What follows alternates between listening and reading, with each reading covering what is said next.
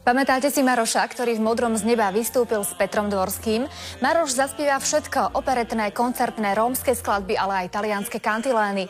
Napriek tomu, že nevidí, ovláda hru na viacerých hudobných nástrojoch.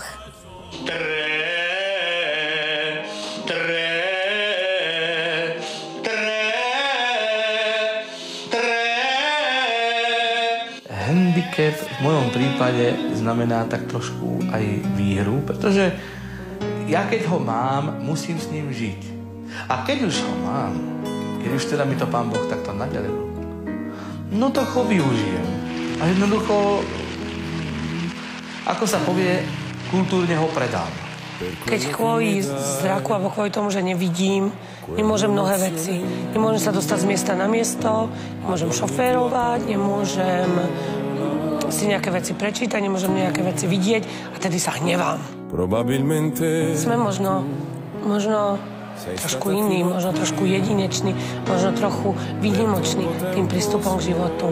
Lebo tá Marošová kombinácia hlasu, talentu a handicapu,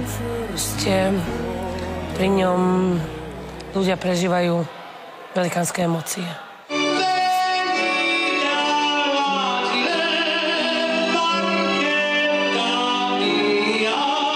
Keď som sa mal učiť hrať na klavír ako také noty a etídy rôzne, tak to ma nebavilo a dokonca na jednej základnej škole som učiteľovi potrhal noty a za to vyrazil z klavíru, takže som nemohol chodiť.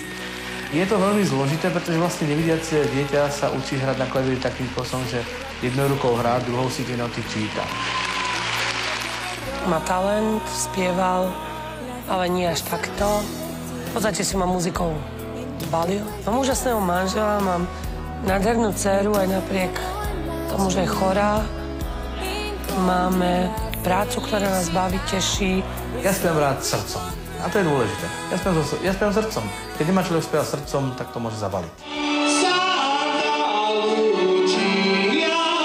Aj keď musím povedať, že niekedy mám spevu už strašne dosť a proste jednoducho poviem, nechcem už spievať, chcem 2-3 dní, 4 týždeň pauzu, lebo jednoducho už nevládzem. Ten hlas je vyčerpaný.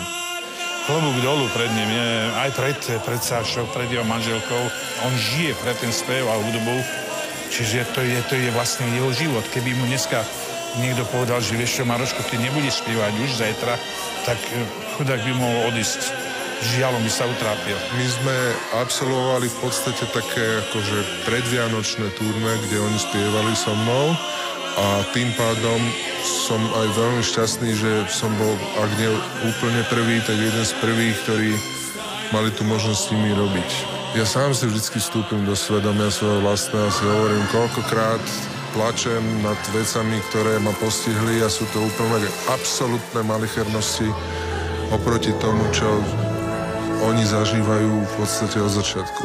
Ja som bola prekvapená, že takto to môže zvládať. Úplne optimisticky. Myslím si, že my zdraví by sme si z neho mali brať príklad. Ja som sa s ním zoznámila asi pred 2 mesiacami vo vlaku, keď so mnou cestoval do Trnavy. Tam som sa prvý raz s ním stretla a vlastne mi daroval CD-čko už vo vlaku. Ja som z ich rodiny tiež nevidiaci, prakticky nevidiaci. Takže viem, čo to je.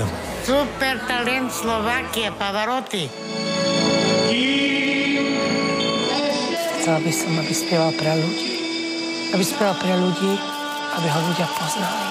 Aby si povedali, toto je ten, čo rozdáva radosť, dobrú náladu, optimizmus.